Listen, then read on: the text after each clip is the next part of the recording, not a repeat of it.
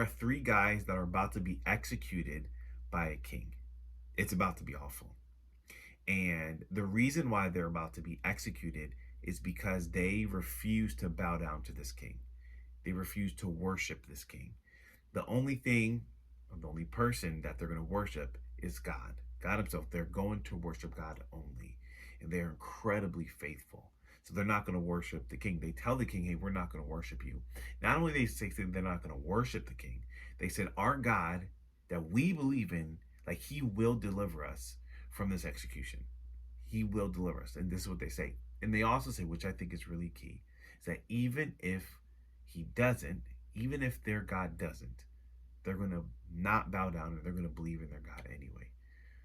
These three guys are Shadrach, Meshach, and Abednego. You can read about this story in Daniel chapter 3, where they are just being defiant towards Nebuchadnezzar because they want, Nebuchadnezzar wants them to bow down to him, and they just refuse to. What I want to really focus on is this idea of even if. Like, I think it's just, I don't know. I think it's something that I have thought about. I would even say maybe even struggled in my own personal faith of this idea of that I know that God is able to, but I don't know if He will. And if I look at this example in Daniel chapter 3, they all the way believed. They had faith that God's going to provide for them. And throughout Scripture, we see God provide in many different ways. There's so many different examples of Him providing for people. You actually can read a lot about that in Hebrews 11. And they have, in that passage of Scripture, is called the Hall of Fame of Faith. And just the way that God, through people's faith, has showed up for them in their life. And what's interesting about this in Hebrews 11, 32 through 40 is like a big chunk of it. There's like a portion of it where the writer is talking about all of these different ways that God has showed up for him in the first half of it. In the second half, it talks about, man, these people had just as much faith. They believed in God just as much as the others, but their outcomes were different. We see in the first group, Daniel was one, David, and Samson, and all these different people. And then the other part, and they talked about others who faced floggings and beatings and tortures, like much of the apostles. And it's just interesting balance to have in our spiritual, in our prayer life. And I love how the Rooted book, for those who've taken Rooted, you remember this. It's a really key part of Rooted, where they talk about doubled fisted faith.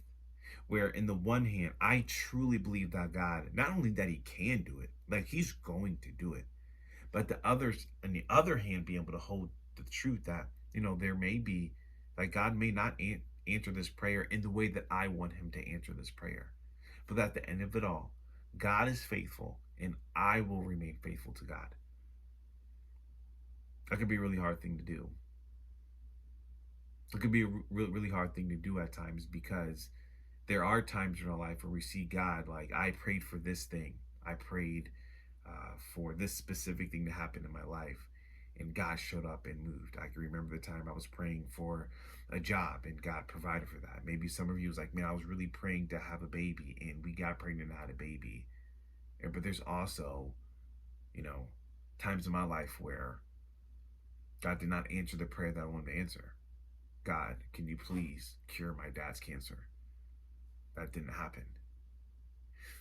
But as I've got to look back at that prayer in my life, I still get to see God's goodness in that. So as Shadrach, Meshach, and Abednego, they pray, even if, that even if you don't, I still am going to, I'm still going to praise you. I'm still going to worship you, because you're still good no matter what. And so the question is, that I get asked, like, well, like, how do I know if God answered my prayer? Or more specifically, why does God not answer some prayers? And the only thing that I can say is I do not know. I have no idea why God chooses to answer some prayers And yet there are other prayers that I've prayed in my life where it's like, man, God, you didn't answer that prayer. Now there's times in my life where I could look back and was like, God, I'm glad you didn't answer that prayer like that I wanted, because it wasn't the best for me. But there are things like, man, God, I wish I can still talk to my dad, who's no longer here. Why didn't you answer the prayer? I don't know. And I don't think I can say a bunch of different things like, well, his ways are higher than our ways. Scripture says that, and that is true. But sometimes it's not always helpful. Sometimes just sitting with the fact that, God just didn't answer that. And I believe in God and I trust in God that whatever he decides to do is what I will be okay with, because I have faith in him. And this faith is not something that we just think about. Like, faith is an action. Like, faith is something that is tangible. It's not something that's up in the sky. Like, when I think about Shadrach, Meshach, and Abednego and their willingness to stay literally in the fire, that's a tangible faith. That's a faith that you grasp onto and hold on to with all your might. Because no matter what the outcome is, God's glory will be shown. His glory may not even be shown in this life. It could be shown in the next life. But no matter what, his glory will be shown. And I know that there's incredibly hard things that people go through, that people are praying and pleading God for. And the answer is, I don't know why God doesn't answer those prayers, other than the fact that there is something better. And it may not be in this life. It may be something better. Our God is a God of justice. He's a God of righteousness. And that is something I put all my trust in.